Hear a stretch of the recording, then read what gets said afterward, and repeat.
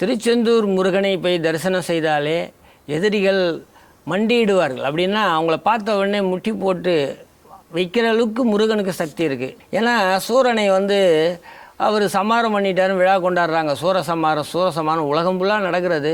ஆனால் சூரன் சம்மாரம் ஆகவில்லை. முருகப்பெருமான் சூரனை மண்டியிட வைத்தார். யார் சூரன்? அவர் கடைசியாக எடுத்த அவதாரம் ஆலமரம். அந்த ஆலமரத்தை சக்திவேலை கொண்டு பிளக்கிறார்.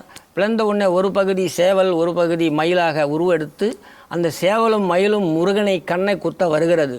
அப்படி வரும்போது முருகப்பெருமான் திருவருள் கருணை பார்வையால் அந்த இருண்டும் அவர் காலில் விழுந்து மண்டிட்டு, முருகா என்னை கொல்லாதே, என்னை ஏற்றுக்கொள், உனக்கு நான் அடிமையாக இருக்கிறேன்ட்டு அது கேட்டதின் பேரில் முருகன் எதிரியே மன்னித்தார்.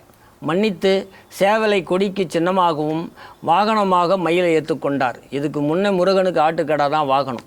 அப்படி எதிரியே அழிக்காமல் மன்னித்து கருணையோடு அவர் ஆட்கொண்டார். அப்படி நீங்கள் போய் திருச்செந்தூர் முருகனை வழிபாடு செய்தால் உங்கள் எதிரியும் உங்கள்கிட்ட மண்டிடுவான்.